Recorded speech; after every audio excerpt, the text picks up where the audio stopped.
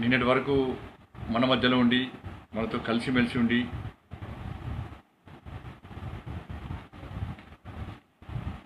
నేడు మన మధ్య లేకుండా ఉన్నటువంటి మన సోదరుడు పాత్రికేయ మిత్రుడు మనోజ్ గారి మృతికి సంతాపాన్ని వ్యక్తం చేస్తూ వారి ఆత్మకు శాంతి చేకూర్చాలని చెప్పి వాళ్ళ కుటుంబం లోపల ఒక మనోధైర్యం నింపాలని చెప్పి నేను నమ్ముకున్న ఆ అమ్మవారిని ప్రార్థిస్తూ నిజంగా మనోజ్ గారు నిన్న మరణించిన తర్వాత వారి గురించి తెలుసుకుంటే సమాజం అంతా ఆశ్చర్యం గురైంది, ఆందోళనకు గురైంది. వారు నిత్య జీవితంలో కానీ వాళ్ళ కుటుంబ పరంపర ఆ విషయంలో కానీ నిజంగా వారు చాలా గొప్ప వ్యక్తి. అలాంటి వ్యక్తి ఈరోజు నిజంగా మన మధ్య లేకపోవడం చాలా బాధాకరం, ఒక దురదృష్టకరం. నమ్ముకున్న వృత్తిలో దేనికైనా తెగించి సాహసించి వాస్తవ విషయాలను ప్రజలకు వివరించాలనే ఉద్దేశంతో ముందుకొస్తున్నటువంటి సోదరుడు మనోజ్ నిజంగా మరణించడం తీవ్రంగా నన్ను కలిసివేసింది. నిన్న వారి గురించి తెలుసుకున్నాక చాలా బాధ అనిపించింది. అటువంటి వ్యక్తులు ఎప్పుడు మన మధ్య ఉండాల్సిందే. మనోజ్ గారు చనిపోకముందు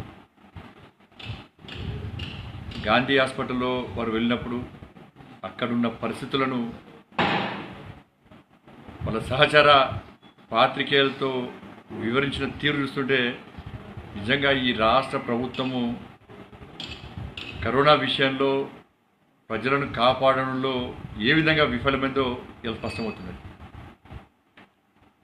గాంధీ హాస్పిటల్లో సరైన వసతులు లేవు, చాలా ఇబ్బంది పడుతున్న విషయాన్ని సహచర పాత్రికేయులకు వారు చనిపోయే ముందే చెప్పడము, అప్పటి వరకు యాక్టివ్గా ఉన్నటువంటి సోదరుడు మనోజ్ వారు వెంటనే వారు మరణించడం నిజంగా దురదృష్టకరం. బట్టి వారి మృతికి సంతాపాన్ని ప్రకటించడం జరుగుతూ ఉన్నది. ప్రభుత్వం కూడా వీరంతా వారియర్స్, కరోనా వారియర్స్ అందరు కూడా డాక్టర్సు, ఇతర పారామెడికల్ సిబ్బంది కానీ, పోలీస్ కానీ, ఆశా వర్కర్లు కానీ, అంగన్వాడీ టీచర్లు కానీ, పంచాయతీరాజ్ ఉద్యోగస్తులు కానీ, శానిటేషన్ లేబర్ కానీ, వారితో పాటు నిజంగా ఇవాళ కరోనా బారి నుంచి ప్రజలను కాపాడని ఒక తాపత్రయం, ఒక ఆతృత ఉందంటే అది పాత్రికేయ సమాజానికి. ఇవాళ మనోజు నిజంగా ఆయన మరణంగా త్యాగమైనది. ఇవాళ తెలంగాణ రాష్ట్ర ప్రజలను కరోనా బారి నుంచి కాపాడాలనేటువంటి ఒక దృఢ సంకల్పంతో వృత్తిని నమ్ముకొని ముందుకు వస్తున్న తరంలో వారు ఈరోజు వారు మరణించడం నిజంగా వారి గొప్ప త్యాగం. పాత్రికేయ విలేకరులంతా కూడా కరోనా వారియర్స్. ప్రభుత్వం కూడా వెంటనే పాత్రికేయులకు వాళ్ళ కుటుంబాలకు యుద్ధ ప్రాతిపదికన టెస్టులు నిర్వహించాలని చెప్పి, వారికి ఉచితంగా వైద్య సౌకర్యం కల్పించాలని చెప్పి, వారు ప్రతిరోజు వృత్తిలో భాగంగా అంతటా పర్యటిస్తూ తిరిగి వెళ్ళి కుటుంబంతో కలిసిమెలిసి ఉంటున్న సందర్భంలో వాళ్ళ కుటుంబ సభ్యులకు కానీ, పిల్లలకు కానీ ఇబ్బందులు వచ్చేటువంటి ప్రమాదం ఉంది. కాబట్టి అటువంటి ప్రమాదాలు రాకుండా వెంటనే రక్షణ చర్యలు చేపట్టాలని చెప్పి భారతీయ జనతా పార్టీ రాష్ట్ర ప్రభుత్వాన్ని డిమాండ్ చేస్తూ ఉన్నది. దాంతోపాటు తెలంగాణ రాష్ట్రంలో రోజుకు కరోనా పాజిటివ్ల సంఖ్య పెరగడము, మృతుల సంఖ్య పెరగడము, ఈయన ఒక్కరోజే దాదాపు 14 మందిగా కరోనా బారిన మృతుల యొక్క సంఖ్య నేను ఒక్కరోజే 14. నిజంగా ఒక ప్రమాదకర పరిస్థితులు తెలంగాణ రాష్ట్రంలో ఉన్నాయి. కరోనా బారి నుంచి రాష్ట్ర ప్రజలను కాపాడని కూడా నేను ఆ భగవంతుని ప్రార్థిస్తూ ఉన్నా. ఎందుకంటే ఈ రాష్ట్ర ప్రభుత్వం నమ్మకం లేదు, ప్రజలకు నమ్మకం లేదు, ఎవరికి నమ్మకం లేదు. ఇలా విచిత్రమైన పరిస్థితి ఏంటంటే ప్రతిసారి విపక్షాలు కానీ పత్రికలు కానీ సూచనలు సలహాలు ఇస్తే ఏ విషయంలోనే కూడా ముఖ్యమంత్రి గారు చెప్పిన రాష్ట్ర మంత్రులకు వాళ్ళ నాయకులందరికీ మీరు ఏ మాట్లాడినా అన్ని కేంద్రం అని చెప్పండి, ఏది మాట్లాడే కేంద్రం అంటారు. లాస్ట్కు సంబంధిత ఆరోగ్య శాఖ మంత్రి గారు కూడా కేంద్రం యొక్క నిబంధనలు పాటిస్తున్నాం, ఐసీఎంఆర్ గైడ్లైన్స్ పాటిస్తున్నాం, అన్ని కేంద్రమే. మళ్ళా ముఖ్యమంత్రి ఫామ్ హౌస్ నుంచి ప్రగతి భవన్ రాకపోవడం కూడా కేంద్రమే రావద్దని చెప్పింది ఆయన. ప్రజా సమస్యలను పట్టించుకోవద్దని కూడా కేంద్రమే చెప్పింది ముఖ్యమంత్రి గారికి. ఇవాళ అబద్ధాలు ఆడమని కూడా కేంద్రమే చెప్పింది, టెస్టులు చేద్దని కేంద్రమే చెప్పింది, మరణాల సంఖ్య ప్రకటించగానే కేంద్రం చెప్పింది. ఇవన్నీ కేంద్రం చెప్తే నడుస్తుంది వీళ్ళందరూ కూడా. అందుకే మళ్ళీ అంటున్నా, అన్ని కేంద్రం చేసాక వీళ్ళకి ఈ రాష్ట్ర మంత్రులకి రాష్ట్ర ముఖ్యమంత్రికి ఎందుకు మనకు చాతకంతనం కాకపోతే వీళ్ళకు. ఇవాళ ఐసీఎంఆర్ గైడ్లైన్స్ ఉన్నారు, కేంద్ర ప్రభుత్వ నిబంధనలు అంటున్నారు. ఇవి దేశవ్యాప్తంగా దేశంలో తెలంగాణ రాష్ట్రం అనేది ఒక అంతర్భాగం. అన్ని రాష్ట్రాల్లో లక్షల కొద్దీ టెస్టులు చేస్తున్నప్పుడు ఈ రాష్ట్ర ప్రభుత్వము టెస్టులు చేయడానికి ఎందుకు వెనుకముందు చేస్తుంది, ఎందుకు వెనుకముందు ఆడుతుందో ఒకసారి స్పష్టం చేయాలి. ఇంతవరకు ఎన్ని టెస్టులు చేసిండ్రు ప్రకటించలేదు. ఎంతమందికి పాజిటివ్ వచ్చింది చెప్తలేదు. ఎంతమందికి మీరు చికిత్స చేస్తున్నారు చెప్తలేరు. ఎంతమంది మరణించారు చెప్తలేరు. మీరు ఏ విధమైన జాగ్రత్త చర్యలు చేపట్టారు చెప్తలేరు. ఏమనంటే ఎంతమందికి పాజిటివ్ వచ్చినా ఎదుర్కోవడానికి సిద్ధం, అన్ని వసతులు ఏర్పాటు చేసినాము, దేనికైనా రెడీ అయి ఉన్నాము. ఇవాళ డాక్టర్ల పరిస్థితి ఏందండి? ఇవాళ తెలంగాణ రాష్ట్రంలో దాదాపు 70 మందికి పైగా డాక్టర్లకు, పారామెడికల్ సిబ్బందికి, డాక్టర్లకు ఇలా పాజిటివ్ వచ్చిందంటే ఇంతకంటే దురదృష్టం ఇంకోటి కాదు. దేశం మొత్తము వాళ్ళకి చప్పలు కొట్టి కృతజ్ఞతాభావాన్ని ప్రకటించినాం. కానీ రాష్ట్ర ప్రభుత్వానికి కృతజ్ఞతాభావం ప్రకటించేటువంటి నైతికత లేదు, కనీసం ఆ విజ్ఞత లేదు. దేశం అంతా ఒక దిక్కుంటుంటే ఈ రాష్ట్ర పాలకులు ఒక దిక్కుంటారు. వాళ్ళ కుటుంబాలను పక్కకు పెట్టి ఇవాళ సమాజాన్ని కాపాడాలనే ఉద్దేశంతో కేంద్ర రాష్ట్ర ప్రభుత్వాలకు సహకరిస్తూ అన్నిటికీ తెగించి వైద్యం చేస్తున్నటువంటి డాక్టర్లు కానీ, పారామెడికల్ సిబ్బంది కానీ, నర్సులు కానీ, వీరెవ్వరు కూడా, శానిటేషన్ సిబ్బంది కానీ, వీరెవ్వరు కూడా కనీసం వాళ్ళకు రక్షణ చర్యలు చేపట్టడంలో టీఆర్ఎస్ పార్టీ ప్రభుత్వం, ఈ రాష్ట్ర ముఖ్యమంత్రి పూర్తిగా విఫలమైంది. నేను లాక్డౌన్ ప్రారంభమైన మొదటి వారం రోజుల లోపలనే కరీంనగర్ ప్రభుత్వ ఆసుపత్రికి పోతే ఆశ్చర్యకరమైన విషయాలు బయటపడ్డాయట. డాక్టర్లు బాధపడుతున్నారు. ఇవాళ ఐసీఎంఆర్ గైడ్లైన్స్ ఉంది, ప్రభుత్వం కూడా స్పష్టం చేసింది. వైద్యం చేసే పాజిటివ్ ఈ కోవిడ్ సంబంధించి ఆ విభాగంలో పనిచేసే డాక్టర్స్ అందరు కూడా ప్రత్యేకమైన వసతి కల్పిస్తాము, స్పెషల్ రూమ్స్ ఇస్తాము. ఎందుకంటే వాళ్ళ కుటుంబ సభ్యులకు కలవలేని పరిస్థితి, వాళ్ళ ఇంటికి పోలేని పరిస్థితి కాబట్టి ప్రత్యేకమైన రూమ్ కేటాయిస్తాము. కోవిడ్ వల్ల ఇబ్బంది పడితే కూడా ప్రత్యేక రూమ్లు కేటాయిస్తామని చెప్పి ఆ రోజు హామీ ఇచ్చింది. ఇంతవరకు కనీసం లేదు. వాళ్ళు ప్రతిరోజు ఉదయం నుంచి సాయంత్రం వరకు చికిత్స చేసి కోవిడ్ పేషెంట్స్కు మళ్ళీ తిరిగి వాళ్ళ ఇంటి వాళ్ళు ఇబ్బంది పడతా ఉన్నారు. ఇవాళ చాలామంది కొన్ని ప్రాంతాల్లో డాక్టర్లు ఇంటికి పోకుండా ప్రైవేట్ లాడ్జింగ్ తీసుకుంటున్నారు, ప్రైవేట్ రూమ్స్ తీసుకుంటున్నారు. అనేక హాస్పిటల్లో ఉస్మానియా కానీ, గాంధీ కానీ, నిమ్స్ కానీ, ఏ హాస్పిటల్లో కానీ అన్ని విభాగాలు ఉంటాయి. ఆర్తో ఉంటుంది, గైనకి సంబంధించి ఉంటుంది, పీడియాటిక్ ఉంటుంది, అనేక డిపార్ట్మెంట్స్ ఉంటాయి, ఓపీ ఉంటుంది. అక్కడికి డాక్టర్లు పనిచేస్తూ ఉంటారు. డాక్టర్లు వాళ్ళు చికిత్స చేస్తుంటే రకరకాల పేషెంట్స్ వస్తూ ఉంటారు. వాళ్ళు చికిత్స చేస్తూ ఉంటారు, ట్రీట్మెంట్ చేస్తూ ఉంటారు. ట్రీట్మెంట్ చేస్తే వాడు రెడ్ జోన్లో కూడా వచ్చిరా, కంటైన్మెంట్ ఏరియా నుంచి వచ్చిరా, ఎక్కడి నుంచి వచ్చిర్రు డాక్టర్కి ఎట్లా తెలుస్తుంది? సింటమ్స్ వెంటనే బయట రావు కదా. చికిత్స చేస్తే కనీసము ఆ చికిత్స చేస్తూ ట్రీట్మెంట్ చేస్తున్న డాక్టర్లకు కనీసం N95 మాస్కులు లేవు, పీపీ కిట్స్ లేవు, శానిటైజర్స్ లేవు, గ్లౌజెస్ లేవు. ఏమనంటే ఐసీయూలో ఉన్న వాళ్ళకి మాత్రమే పీపీ కిట్స్ ఇస్తామంటారు. అరే ఐసోలేషన్ వాళ్ళు 14 రోజుల పాటు ట్రీట్మెంట్ చేస్తారు డాక్టర్లు. 14 రోజుల తర్వాత కదా గతంలో ప్రకారం వాళ్ళు పాజిటివ్ వచ్చేది. 14 రోజులు వాళ్ళతో కలిసి ఉంటారు కదా. ఇలా ఓపీలో కానీ ఇతర డిపార్ట్మెంట్లలో డాక్టర్లు ఇలా ట్రీట్మెంట్ చేస్తుంటే వాళ్ళకి అనేక మంది రకరకాల పేషెంట్స్ వస్తారు. వాళ్ళను చికిత్స చేస్తున్నారు, ట్రీట్మెంట్ చేస్తున్నారు. వాళ్ళకి ఇబ్బంది వస్తే ఈ డాక్టర్ల ద్వారా ఇతరులకు ఇబ్బంది వస్తుంది, వచ్చిన పేషెంట్ల ద్వారా డాక్టర్కి ఇబ్బంది వస్తుంది. దీన్ని ప్రభుత్వం గుర్తిస్తలేదు. ఒక ఆశాభాష తీసుకుంటుంది ప్రభుత్వం.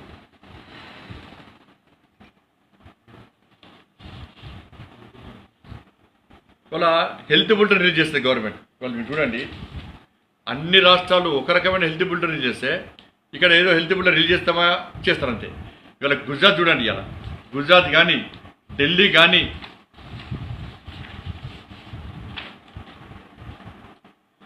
పంజాబ్ కానీ అనేక రాష్ట్రాల్లో వాళ్ళకి క్లియర్గా అన్ని వివరాలు అందిస్తూ ఉన్నారు. వాళ్ళు ఎంతమంది మనం శాంపుల్స్ తీసుకున్నాం, బ్లడ్ శాంపుల్స్ ఎంతమంది తీసుకున్నాము, ఎంతమంది పేషెంట్స్కు పాజిటివ్ వచ్చింది, ఎంతమంది పేషెంట్స్ రికవర్ అయ్యారు,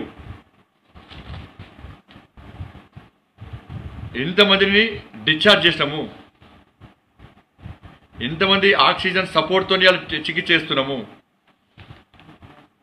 ఎంతమంది క్రిటికల్ పొజిషన్లో ఉన్నారు, ఎంతమంది వెంటిలేటర్ ద్వారా చికిత్స అందిస్తున్నాము, ఆ రాష్ట్రంలో మరణాలు ఎన్ని, ఇవన్నీ కూడా వాళ్ళ వాళ్ళ జిల్లాల వారీగా ఆయా రాష్ట్ర ప్రభుత్వాలు అందిస్తూ ఉన్నాయి. ఇవన్నీ కూడా ఏ జిల్లాలో ఇప్పుడు చెప్పిన వివరాల ప్రకారం ఇవి అన్ని రాష్ట్రాలు అందిస్తూ ఉన్నాయి. ఇవాళ ఇక్కడ మాత్రం ఏం చెప్పరు, ఎంతమంది పాజిటివ్ వచ్చింది. ఇవాళ ఒక్కరు గమనించాలి, అసలు టెస్టులు చేయకుండానే వందలు ఇంతమందికి పాజిటివ్ వస్తుందంటే టెస్టులు చేస్తే మన పరిస్థితి ఎంతో ఒక్కసారి అర్థం చేసుకోవాలి. చాలామందికి ఇప్పటికే కరోనా వచ్చిపోయింది. ఇలా నిజంగా టెస్టులు చేయడం అనేది తమిళనాడులో టెస్టులు చేశాక పాజిటివ్ వస్తే వాళ్ళకు సరైన విధంగా చికిత్స అందిస్తున్నారు, మరణాలు తగ్గుతున్నాయి. ఇక టెస్టులు చేయకపోవడం వల్లనే ఇవాళ పాజిటివ్ కేసుల సంఖ్య పెరుగుతున్నది, సడన్గా చనిపోతూ ఉన్నారు. కాబట్టి టెస్టులు చేస్తే ప్రభుత్వానికి అభ్యంతరం ఏందో ఇంత స్పష్టం చేయాలి. ఇవాళ ఇప్పటి వరకు జూన్ 6 నాటికి 35,000 టెస్టులు చేస్తామంటున్నారు. అంటే దీని ప్రకారము ఈ 20 రోజుల్లో సగటున ప్రతిరోజుకు కేవలము 588 పరీక్షలు చేసినట్టు ఇవాళ దీని ద్వారా ఒక అంచనా. అంటే మొదటి కేసు ఎప్పుడు బయటపడ్డది? మార్చి 2 నాడు మొదటి కేసు బయటపడ్డది. మార్చి 2 నుంచి జూన్ 6 దాకా 96 రోజుల్లో సగటున ప్రతిరోజు 366, అంటే ఏ కోణం చూసినా కూడా సగటున 366 టెస్టులు చేసినట్టు ఇవాళ ఈ అంచనా ప్రకారం మనకు స్పష్టమవుతున్నది. కేవలం ప్రతిరోజు 366 టెస్టులు. ఇవాళ తెలంగాణ రాష్ట్రంలో 25 టెస్టింగ్ ల్యాబొరేటరీస్కి పర్మిషన్ ఇచ్చారు. 25, దానిలో 16 ప్రైవేట్ సంబంధించి, 9 గవర్నమెంట్ సంబంధించి. వీటిలలో ప్రతిరోజు 600 టెస్టులు చేయొచ్చు. అంటే ఈ 25కు మొత్తము ప్రతిరోజు 15,000 టెస్టులు చేసి మనం. కానీ కనీసము ప్రతిరోజు 500 టెస్టులు కూడా ప్రభుత్వం చేస్తలేదు. ఈ ల్యాబొరేటరీస్ అన్నిటి కూడా ఐసీఎంఆర్ అనుమతించింది. దేనికోసం అనుమతించిందంటే కరోనా టెస్టులు చేయడానికి అనుమతించింది. ఇవాళ టెస్టులు చేయొద్దని ప్రభుత్వం బెదిరిస్తూ ఉన్నది. ఇలా ప్రభుత్వం నిజంగా చిత్తశుద్ధి ఉంటే ఈ 20 ల్యాబొరేటరీస్లో ఎన్ని టెస్టులు చేసినారు, ఎంతమందికి పాజిటివ్ వచ్చింది, అసలు ఎంతమంది శాంపుల్ తీసుకున్నారు, ఎంతమందికి పాజిటివ్ వచ్చిందో స్పష్టం చేయమని చెప్పండి. మొన్న ఒక ల్యాబ్ ఒకటి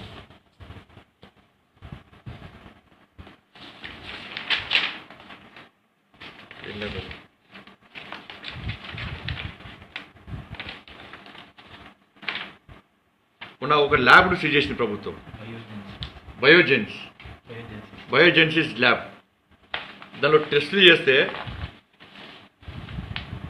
పాజిటివ్ వచ్చిన కేసులను విషయంలో వాళ్ళు ICMRకు దానికి అప్లోడ్ చేస్తే ఇవాళ నిబంధనలకు విరుద్ధంగా ల్యాబ్ నిర్వహిస్తున్నారని చెప్పి ఆ ల్యాబ్ను సీజ్ చేసి కేసులు పెట్టారు. అంటే ICMR అనుమతితోని టెస్టులు చేయడానికి వాళ్ళు ముందుకు వస్తే ఇవాళ దానికి భిన్నంగా ఇలా ప్రభుత్వము వాటిని సీజ్ చేస్తుంది, క్రిమినల్ కేసులు పెడతామని బెదిరిస్తారు ఈ ప్రభుత్వం. బట్ ఇవాళ డాక్టర్ల పరిస్థితి నిజంగా ఘోరమైన పరిస్థితి. ఇవాళ మొన్న ఒక హాస్పిటల్లో ఒక గైనకాలజిస్ట్ ఒక డాక్టర్కు వారం రోజులుగా ఆరోగ్యం బాగలేదు. ఆరోగ్యం బాగా లేకున్నప్పుడు కూడా విధులు నిర్వహించింది ఆమె రిక్వెస్ట్ చేసినా కూడా ఆమెకు టెస్టులు చేయలే. చివరకు బతిలాడితే ఆమెకు టెస్ట్ చేస్తే ఆమెకు పాజిటివ్ వచ్చింది. కొన్ని హాస్పిటల్స్లో ఇక PG స్టూడెంట్స్ వాళ్ళ పరిస్థితి ఇంకా ఘోరం పడదు.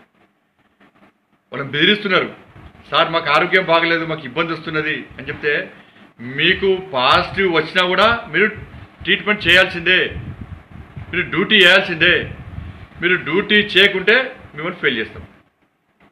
మీరు పోయి బయట ఎవరికైనా విషయం చెప్తే మీ వాయిస్ అంతా రికార్డ్ చేస్తున్నారు వాళ్ళు, కాబట్టి మిమ్మల్ని ఫెయిల్ చేస్తాం. ఇది PGల పరిస్థితి. పాపం వాళ్ళు భవిష్యత్తు నాశనం చేస్తుంది ఈ ప్రభుత్వం. వాళ్ళ 70 మంది డాక్టర్లకి వాళ్ళ పాజిటివ్ రావడానికి కారణం ఏదో ఒక్కసారి రాష్ట్ర ప్రభుత్వం స్పష్టం చేయాలి.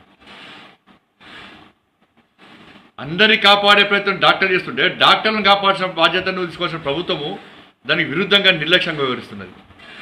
వాళ్ళ ద్వారా ఇంకా ఇబ్బందులు వస్తాయని చెప్పి ప్రభుత్వం ఆలోచిస్తలేదు. వాళ్ళ కుటుంబ సభ్యులు బాధపడుతున్నారు, సీనియర్స్ బెదిరిస్తున్నారు, వాళ్ళ అధికారులు బెదిరిస్తున్నారు, వాళ్ళను PG స్టూడెంట్స్ అందరూ కూడా బాధపడుతున్నారు. వాళ్ళ ఉస్మానియా హాస్పిటల్లో ఆ హాస్టల్లో ఇవాళ టెస్టులు చేస్తే 280 టెస్టులు చేస్తే 25 మందికి పాజిటివ్ వచ్చి 12 మందికి పాజిటివ్ వచ్చింది. దానిలో వస్తే ఇవాళ మిగతా వాళ్ళకు అసలు టెస్ట్లో రిపోర్ట్ చెప్తలేరు. దాదాపు 50 మందికి పైగా పాజిటివ్ ఉన్నట్టు ఇలా అనుమానం వస్తుంది, వారికి స్పష్టం చేస్తూ ఉన్నారు. ఇవాళ మిగతా టెస్ట్ చేయమంటే టెస్ట్ చేయంటున్నారు. ఇవాళ ICMR గైడ్లైన్స్ ఏంటండి, ఇవాళ క్లియర్గా దానిలో క్లియర్గా ఉంది. ఇవాళ కనీసము ఎవరికైనా పాజిటివ్ వస్తే పేషెంట్ ఆయనను 5 నుంచి 10 రోజుల పాటు ఎవరైతే ఆయన సంప్రదిస్తారో వాళ్ళ కుటుంబ సభ్యులు కానీ డాక్టర్స్ కానీ పారామెడికల్ సిబ్బంది వాళ్ళందరూ కూడా వెంటనే టెస్టులు చేయాలి. వాళ్ళ హాస్టల్లో PG స్టూడెంట్స్ అందరూ కూడా వాళ్ళ హాస్టల్లో అందరూ కలిసిమెలిసి ఉంటారు. కలిసిమెలిసి ఉంటే ఒక్క PG స్టూడెంట్కు పాజిటివ్ వస్తే ఆయన రూమ్లో అందరూ టెస్ట్ చేయాల్సిన అవసరం ఉంది. ఒకటే ప్రాంతంలో దాదాపు 20కి పైగా పాజిటివ్ కేసులు వస్తే ఆ హాస్టల్లో అందరికీ టెస్ట్ చేయాల్సిన అవసరం ఉంది. దానిలో పనిచేసే వర్కర్ కూడా వచ్చింది. మొన్న వర్కర్కి వస్తే కూడా కనీసం మీతో టెస్ట్ చేస్తలేరు. కొన్ని సందర్భాల్లో వాళ్ళ కుటుంబ సభ్యులు కూడా టెస్ట్ చేస్తలేరు. అరే ఇంత మూర్ఖత్వం ప్రభుత్వానికి ఎందుకు అర్థమవుతలేదు? ఇవాళ గాంధీ హాస్పిటల్ పరిస్థితి అదే, ఇవాళ ఉస్మానియా హాస్పిటల్ పరిస్థితి అదే. అసలు అక్కడ స్టాఫ్ లేరు. ఉస్మానియాలో ఉన్న స్టాఫ్ను మొత్తము వివిధ ప్రాంతాలకు బదిలీ చేసారు. వాళ్ళకి ఎక్కువ బర్డెన్ పడుతుంది వాళ్ళ మీద. పేషెంట్స్ 100ల సంఖ్యలో పేషెంట్స్ వస్తున్నారు, అన్ని రకాల పేషెంట్స్ వస్తున్నారు. వాళ్ళు ట్రీట్మెంట్ చేసే డాక్టర్ కనీసం N95 మాస్కులు లేవు. ఈ మధ్య కొత్తసారి N95 మాస్కులప్పుడు కూడా కనీసం క్వాలిటీ లేదు. బట్టలు నాణ్యత లేకుండా N95 మాస్కులు కానీ ఐసీలో PP కిట్స్ కానీ ఇవన్నీ కూడా నాణ్యత లేకుండా సరఫరా చేస్తున్నారు. ఒక్క N95 మాస్కులు ఇలా 3.5 రకాలు వస్తున్నాయి. ఇవాళ దానిలో కూడా లాలూచిపడుతుంది ప్రభుత్వం.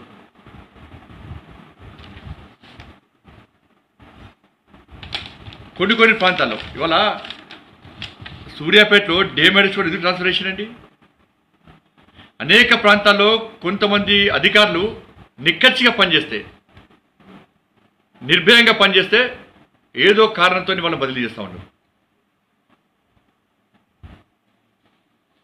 కాబట్టి ఇప్పటి వరకు కూడా కనీసము ఈ ప్రభుత్వము ఇతర రాష్ట్రాలు లక్షల సంఖ్యలో టెస్టులు చేస్తే ఈ ప్రభుత్వము నాకు తెలిసి 20,000కు మించి టెస్టులు చేయాలి, 25,000-30,000 మించి టెస్టులు చేయాలి. టెస్టులు చేయనప్పుడు కూడా ఇలా వందల సంఖ్యలో పాజిటివ్ కేసెస్ ఉన్నాయి. మరి టెస్టులు చేసిన పరిస్థితి ఏదో ఒకసారి అర్థం చేసుకోవాలి. ఇవాళ మరణాల సంఖ్యలో కూడా కనీసము ఒక పద్ధతిలో ప్రణాళిక, కనీసం మరణాలు ఎన్ని జరిగినా కూడా ప్రకటించలేరు. మరణాల విషయం ప్రకటిస్తే ప్రజలు అప్రమత్తతో ఉంటారు. వీళ్ళు ఏమనంటే మాకు అప్రదిష్ట వస్తుంది తెలంగాణ రాష్ట్ర ప్రభుత్వానికి. అరే మీకోసం ఆలోచిస్తారా? ప్రజల బాగోగుల గురించి ఆలోచిస్తారా? ప్రజలు కాపాడే దిశగా ఆలోచిస్తారా? ఒక్కసారి ప్రభుత్వం స్పష్టం చేయాలి.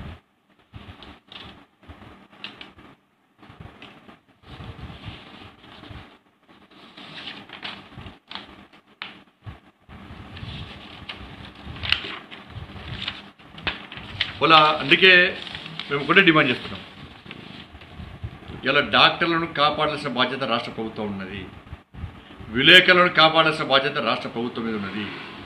వెంటనే అన్ని విభాగాలలో, తెలంగాణ రాష్ట్ర వ్యాప్తంగా అన్ని విభాగాలలో పనిచేసే డాక్టర్లు, ఓపీ కానీ, ఆర్థో కానీ, గైన కానీ, కార్డియాలజీ సంబంధించి కానీ అన్ని విభాగాలలో పనిచేసే డాక్టర్లకు మనం వెంటనే రక్షణ చర్యలు చెప్పని చెప్పి భారతీయ జనతా పార్టీ డిమాండ్ చేస్తూ ఉన్నది. ముఖ్యంగా ఈ పీజీ స్టూడెంట్స్ విషయంలో వాళ్ళందరూ కూడా ప్రతి డాక్టర్ ఇలా పనిచేసేటువంటి వైద్య వృత్తిని నమ్ముకొని ప్రజలను కాపాడడమే విధిగా భావించి, ఒక బాధ్యతగా భావించి ప్రభుత్వానికి ప్రజలకు సహకరిస్తున్నటువంటి డాక్టర్లందరూ కూడా ప్రభుత్వము యుద్ధ ప్రాతిపదికన వాళ్ళకు టెస్టులు చేయాలి, వాళ్ళ కుటుంబ సభ్యులకు టెస్టులు చేయాలి. హాస్టల్స్లో ఉన్నటువంటి అందరు విద్యార్థులందరూ కూడా, పీజీ స్టూడెంట్స్ అందరూ కూడా వెంటనే విధిగా వాళ్ళకి టెస్టులు చేయాల్సిన బాధ్యత రాష్ట్ర ప్రభుత్వం మీద ఉంది. వాళ్ళని బెదిరించే ప్రయత్నం చేయకండి. డాక్టర్లకు కానీ, పీజీ స్టూడెంట్స్ కానీ ఏమైనా ఇబ్బంది వస్తే వెంటనే మానవతా దృక్పథంతో టెస్టులు చేయండి. వాళ్ళకి సపరేట్ రూమ్స్ అరేంజ్ చేయండి. వాళ్ళ కుటుంబ సభ్యులను కలుపుకునే పరిస్థితి ఉంది. కాబట్టి ప్రభుత్వం ఈ విధంగా వివరిస్తే డాక్టర్ల వృత్తి ఏరిగా ఇంకా పాజిటివ్ కేసుల సంఖ్య పెరుగుతుంది. ఇప్పటికే 70 మంది డాక్టర్కి వచ్చిందంటే డాక్టర్ కూడా భయం స్టార్ట్ అయింది. వాళ్ళ ఒక భయానక వాతావరణంలో డాక్టర్ వృత్తి చేస్తూ ఉన్నారు. కాబట్టి వెంటనే వాళ్ళకు పీపీ కిట్స్ అందించండి. మీరు చేసేది లేదు. కేంద్ర ప్రభుత్వము కోవిడ్ సంబంధించి ప్రతి పైసా కేంద్ర ప్రభుత్వం ఇస్తున్నది. వేల కోట్ల రూపాయలు ఇచ్చింది. వాళ్ళ అన్నిటి దారి మళ్ళిస్తారు. లక్షల పీపీ కిట్స్, వేల కోట్ల పీపీకి ఎవరికి ఇచ్చారు పెట్టండి. వాళ్ళు అందుకే కేంద్ర ప్రభుత్వము కోవిడ్ సంబంధించిన నిధుల విషయంలో వెంటనే శ్వేతపత్రం విడుదల చేయండి. మీరు ఎంతమందికి పీపీ కిట్స్ ఇచ్చారు, డాక్టర్ల పేరు స్పష్టం చేయండి. ఎంతమందికి పీపీ కిట్స్ ఇచ్చారు, ఎంతమందికి N95 మాస్క్ ఇచ్చారు,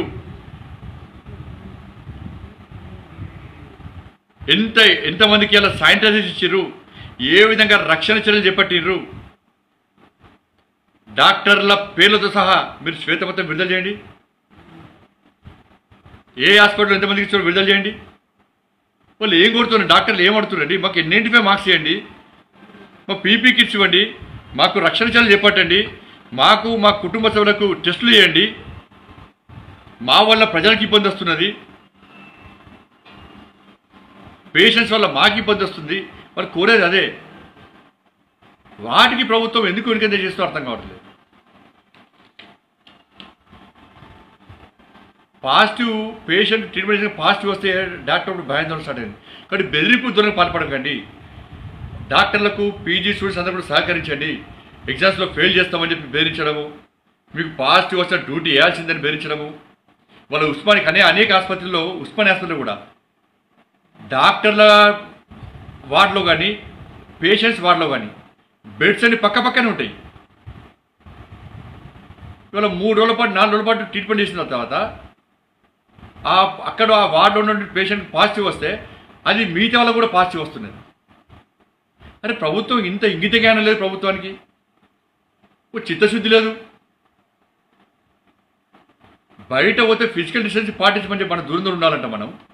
ఇవాళ హాస్పిటల్లో పాజిటివ్ వచ్చిన పేషెంట్ను కూడా ఇతర పేషెంట్తో కలిపి అనుమానాస్పద పేషెంట్తో కలిపి అలా బెడ్స్ ఏర్పాటు చేస్తే వాళ్ళ రాని వాళ్ళు కూడా తిరిగి పాజిటివ్ వచ్చే ప్రమాదం ఉన్నది. కాబట్టి వెంటనే టెస్టుల సంఖ్యను పెంచాలి. ల్యాబొరేటరీస్ ఉన్నాయో వాళ్ళకి స్వేచ్ఛనివ్వండి. ఐసీఎంఆర్ నిబంధనల వల్ల అనుమతుల వాళ్ళు ల్యాబ్స్ ఏర్పాటు చేసుకున్నారు, వాళ్ళకి స్వేచ్ఛనివ్వండి, టెస్టులు చేసే అవకాశం ఇవ్వండి.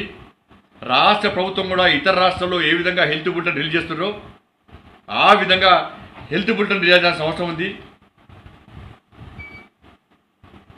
దాంతోపాటు డాక్టర్ల విషయంలో, విలేకరుల విషయంలో ప్రత్యేకమైనటువంటి శ్రద్ధ వహించాలని చెప్పి భారతీయ జనతా పార్టీ డిమాండ్ చేస్తూ ఉన్నది. కేవలము నాంచుడు దూరంతో విమర్శలకు ప్రతి విమర్శలు చేయడము, సూచనలు కూడా విమర్శగా భావించి ప్రతి విమర్శలు చేయడము, వీటిని వెంటనే వినాలని చెప్పి భారతీయ జనతా పార్టీ డిమాండ్ చేస్తూ ఉన్నది. మీరందరూ కూడా కరోనా వారియర్సే, దాన్ని ఆ విధంగా ప్రభుత్వం గుర్తించాల్సిన అవసరం ఉంది. కాబట్టి ఈ విషయంలో ప్రభుత్వము చిత్తశుద్ధితో వివరించాలని చెప్పి భారతీయ జనతా పార్టీ డిమాండ్ చేస్తూ ఉన్నది. దాంతోపాటు అసలు మన ముఖ్యమంత్రి గారు పేరు కల్వకుంట్ల చంద్రశేఖరరావు గారు. ఈయన ఎమ్మెల్యే కాకముందు ఈయన పేరు దుబాయ్ చంద్రశేఖరరావు ఈయన పేరు. ఈయన అంతకుముందు ఏం చేస్తున్నాడు, దుబాయ్ పాస్పోర్ట్ ఇప్పిస్తున్నాడు అందరికీ.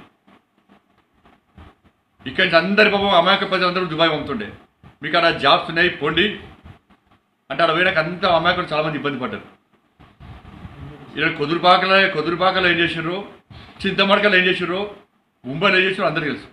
ఇక చరిత్ర చెప్తే ఆయన తలదించుకోవాల్సి వస్తుంది. ఆయన ఒక సంస్కారంతో, ఒక విజ్ఞతతో, ఒక మంచి భాషతో, ఒక స్ఫూర్తిదాయకంగా ఉండాల్సినటువంటి ఒక ముఖ్యమంత్రి తన స్థాయి తను దిగదార్చుకొని ఒక అజ్ఞానిగా, ఒక విజ్ఞత లేకుండా, సిగ్గు లేకుండా, సభ్యత లేకుండా, సంస్కారం లేకుండా ఇలా పుట్ట కూటి కోసము ఇతర దేశాలకు వెళ్ళేటువంటి ఆ పేద ప్రజల మీద ఇలా బూతులు మాట్లాడడము ఎంతవరకు సమంజసమో ఒకసారి ముఖ్యమంత్రి గుండె మీద చేవేసుకుని ఆలోచించాలి. సిగ్గుండాల కొంచెం ఉన్న ముఖ్యమంత్రికి ఏం మాట్లాడుతుంటే ఆయనకు అర్థం కాదు, బూతులు తిడతాడు ఆ ముఖ్యమంత్రి. ఇవాళ ఎన్నికల పోటీ చేసేటప్పుడు ఆ దుబాయ్లో కష్టపడి కూలీనాలు చేసుకొని కుటుంబ పోషణ కోసం కూలీనాలు చేసుకున్నటువంటి ఆ దుబాయ్లో ఉన్నటువంటి స్థిరపడేటువంటి ప్రజలే కదా నీకు చందాలు ఇచ్చి నేను ఎమ్మెల్యే గెలిపించింది. వాళ్ళే చందాలు ఇస్తే కదా తెలంగాణ ఉద్యమాన్ని చేసింది. వాళ్ళ చందాలతో కదా రాష్ట్ర ముఖ్యమంత్రి అయింది. ఎన్నికల ముందు ఏమన్నాడు, తెలంగాణ రాష్ట్రం వస్తుంది, నేను ముఖ్యమంత్రి అయిపోయినా దుబాయ్ ఓలేదు, ఇతర దేశాలు ఓలేదు, ముంబైలో ఓలేదు, ఎక్కడ వాళ్ళు అక్కడనే తెలంగాణ రాష్ట్ర ప్రజలు తెలంగాణ రాష్ట్రాలు ఉంటారు, మీ బతుకులను బాగు చేస్తాను నేను అని చెప్పారు. ఇవాళ నీ నిర్లక్ష్యం వల్లనే, నీ చాతకంతనం వల్ల దుబాయ్కి ఇంకా ఎక్కువ సంఖ్యలో పోతున్నారు.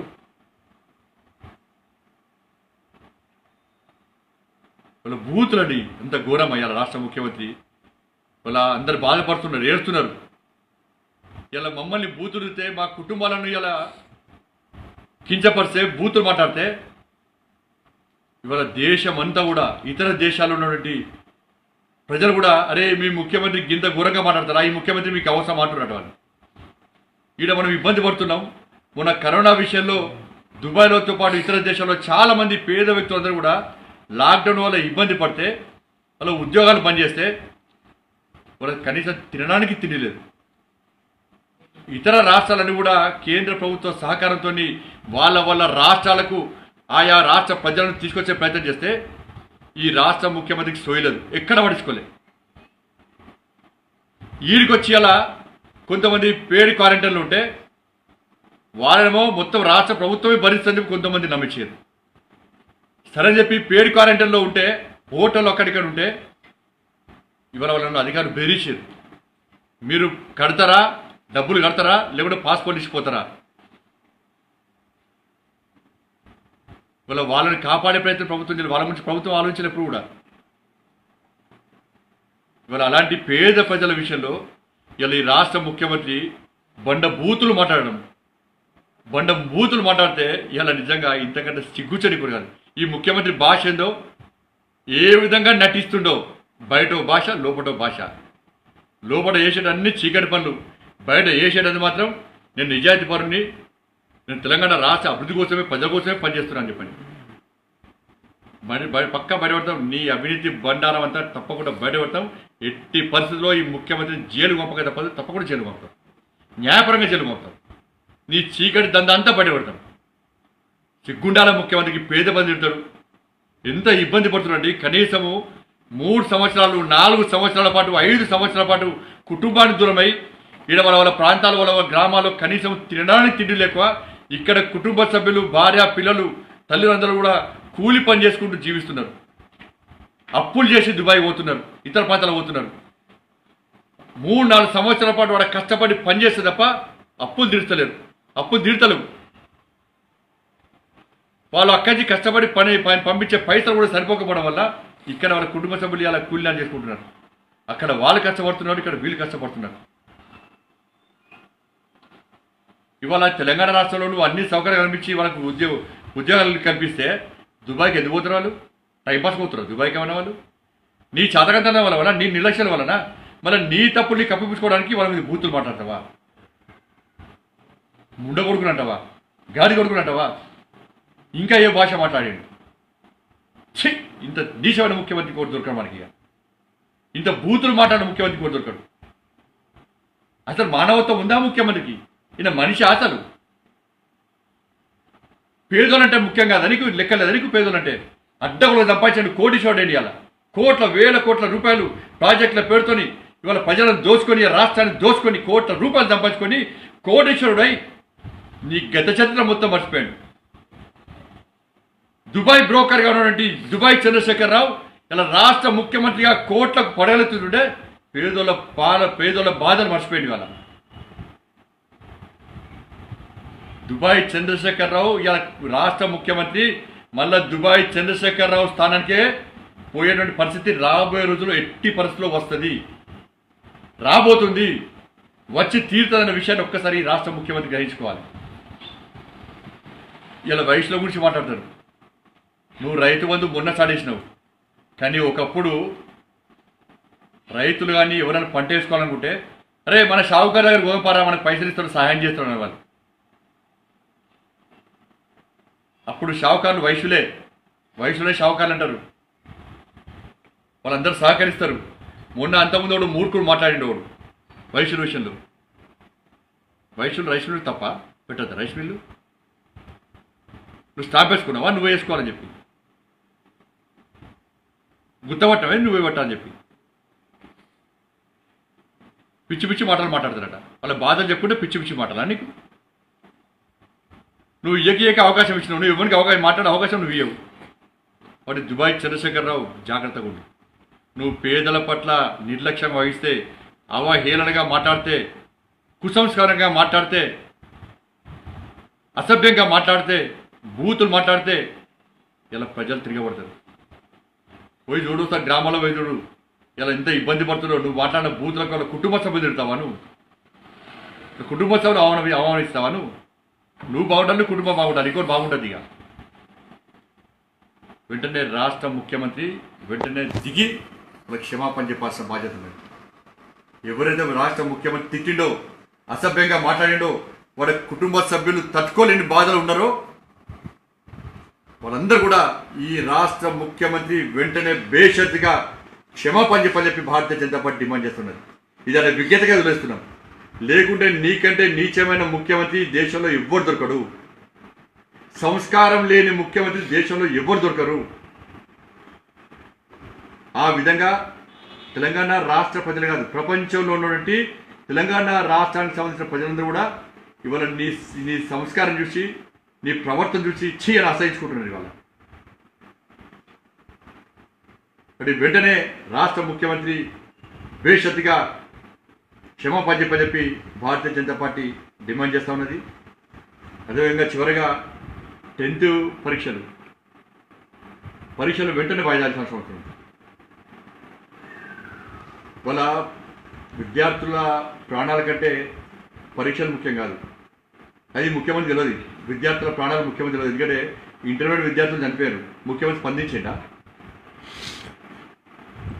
స్పందించాడు ముఖ్యమంత్రి. ఏదో చిన్నపిల్లలు చనిపోయారు, కానీ ముఖ్యమంత్రి మానవత్వం లేని మానవ మృగంగా వివరిస్తున్న కాబట్టి మళ్ళీ డిమాండ్ చేస్తున్నాం, వెంటనే పరీక్షలు వాయిదా వేయండి, విద్యార్థుల ప్రాణాలు కాపాడండి.